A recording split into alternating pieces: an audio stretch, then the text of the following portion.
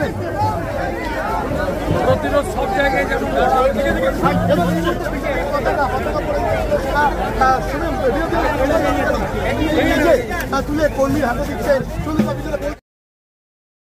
মামলা এবং অত্যাচার, এখানে বাক স্বাধীনতা বলে কিছু নেই। বিরোধীদের ঝান্ডা ব্যানার কিচ্ছু রাখা হয় না। গতকালই আমাদের কর্মীদের এখানে ব্যানার টাঙাতে গিয়ে আক্রমণ করা হয়েছে। তারপরেও আপনারা সাহস করে এত মানুষ রাস্তায় দাঁড়িয়ে আমাদের বক্তব্য শুনছেন। আর এই সমগ্র ব্যবস্থা যারা করেছেন, রাজেন সাহা, আমাদের সুদীপ সরকার, প্রদীপ পাল এবং সরস্বতী সরকার মণ্ডল প্রেসিডেন্ট, এদেরকে আমি কৃতজ্ঞতা জ্ঞাপন করি। দুর্নীতিবাজ, পরিবারবাদী এবং তোষণের মাস্টার তৃণমূলকে পরাস্ত করার গুরুদায়িত্ব সেই শ্রীমতী দেবশ্রী চৌধুরী মহোদয়াকে আমি কৃতজ্ঞতা এবং অভিনন্দন জ্ঞাপন করি। দিদির ইভিএমে 1 নম্বরে আছে।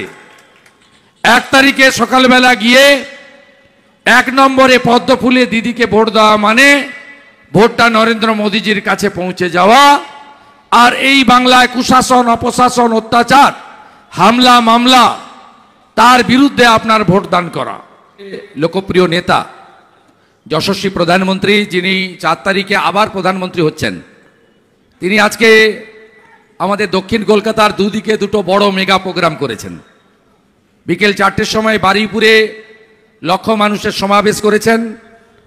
আর প্রাতঃস্মরণীয় নেতাজি সুভাষচন্দ্র বসুর শ্যামবাজার 5 মাথার মোড়ের মূর্তিতে শ্রদ্ধার্ঘ্য নিবেদন করে তিনি প্রায় 3 কিলোমিটার রোড শো তো বলবো না, জনশুনামি বলবো, টিভিতে আপনারা দেখেছেন।